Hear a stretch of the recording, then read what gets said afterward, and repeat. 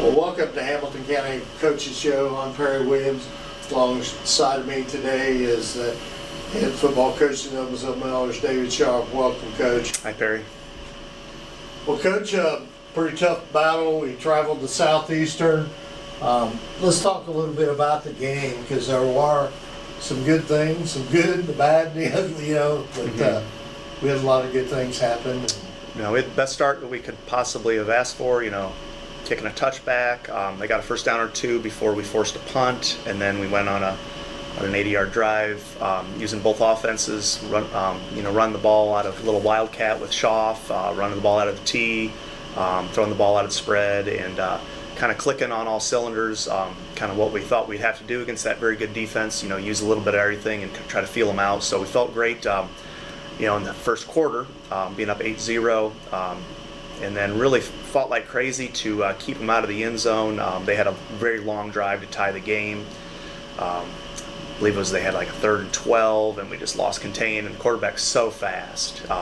Such a good scrambler, Weston, and we knew that was, he's dangerous on those scrambles, just as most quarterbacks in our league are. So, but they were able to tie the game. But the final 8 minutes of the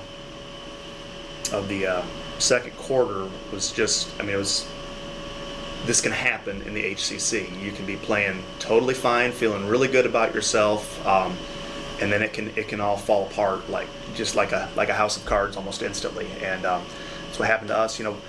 I know we're not the most exciting team in many fans' eyes in terms of our identity, but what we don't do is we don't turn the football over, and we give ourselves a fighting chance by saying, let's try to move the sticks, eat some clock, figure out where they're a little weak at, where they're undisciplined at, try to test them out in lots of different phases.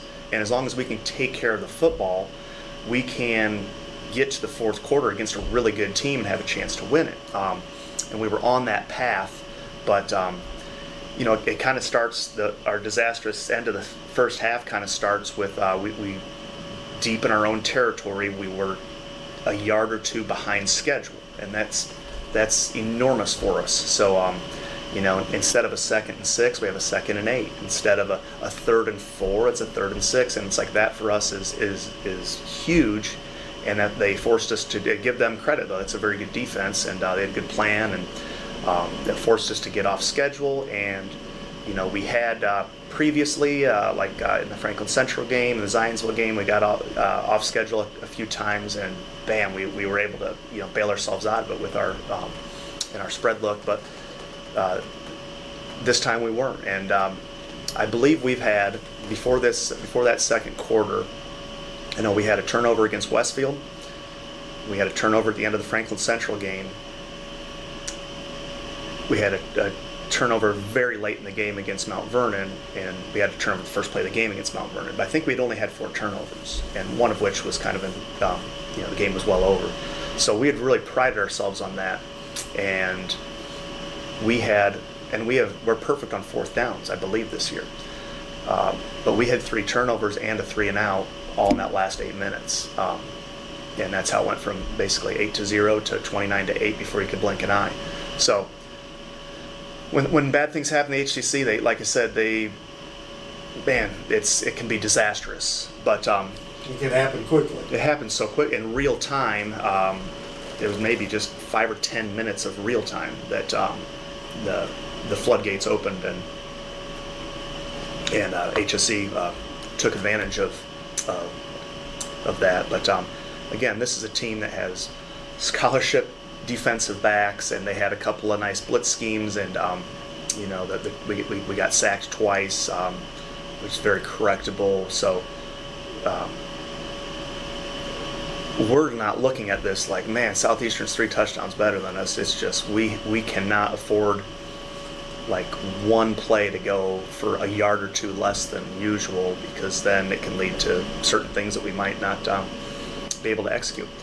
So resilient as our kids were, though, at halftime, I couldn't have been more proud of how focused we were, taking the kickoff of the second half and driving 80 yards and punching it in, and then getting a big stop, ripping the ball out, getting a turnover, able to get a couple of first downs, and down 14 at around midfield.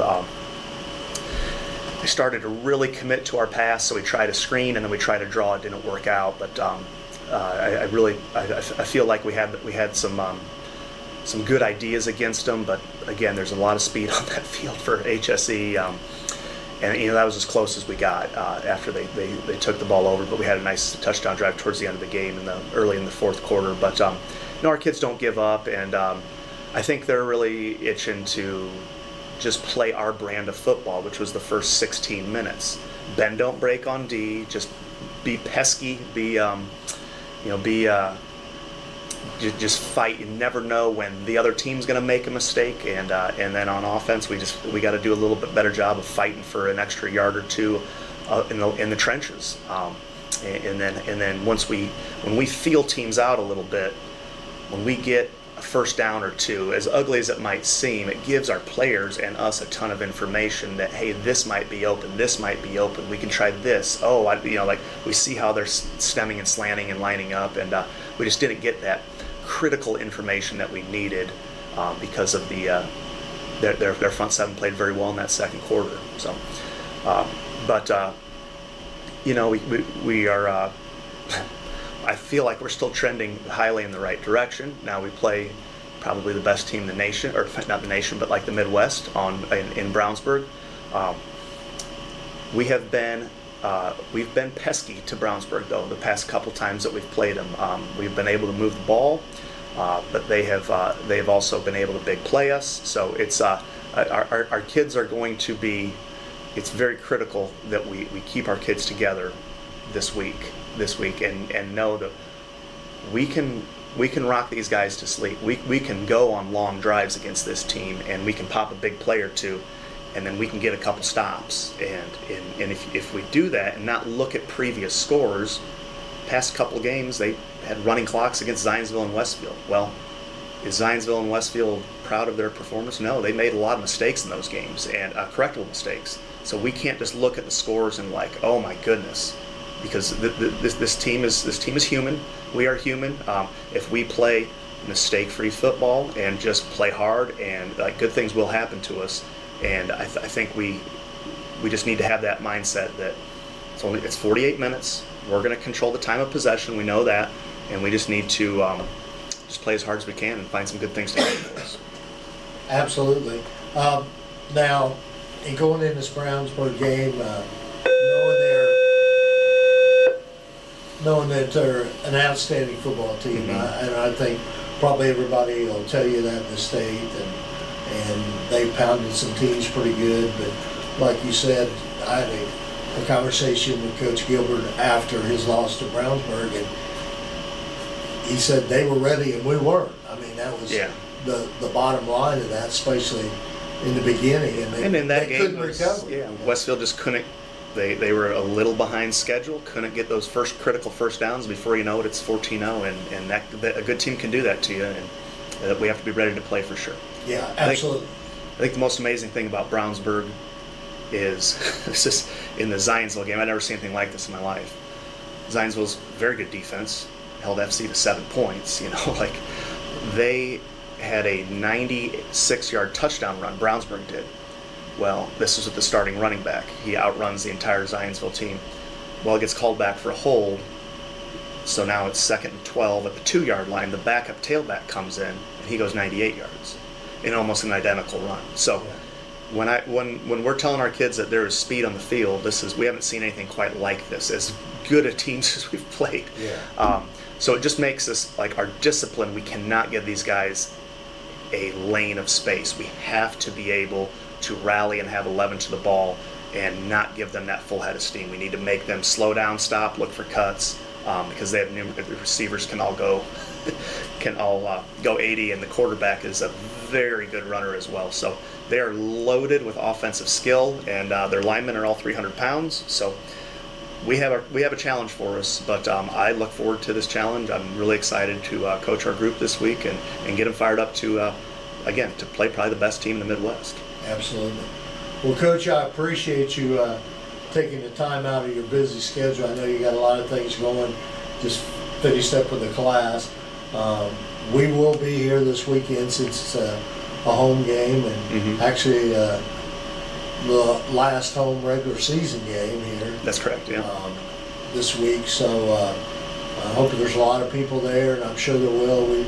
We always draw a good crowd, and I'm sure that the Brownsburg fans are very, very high on travel right now with the skill that they have on that football team. So I wish you the best of luck, and we'll be here Friday night. And we'll be broadcasting the game. Okay, Perry, I wanted to give a shout out to our freshman team. Another big victory. Our freshmen are now 7-0. I believe Brownsburg is also undefeated. So if we have most likely the conference championship for freshmen, this will be a Saturday morning here at 10 a.m. Well, wow. Okay, so that's a game they can come out and watch. Our freshmen are fun to watch. They really compete hard, and they're having a very outstanding season. Well, great, Coach. I appreciate it.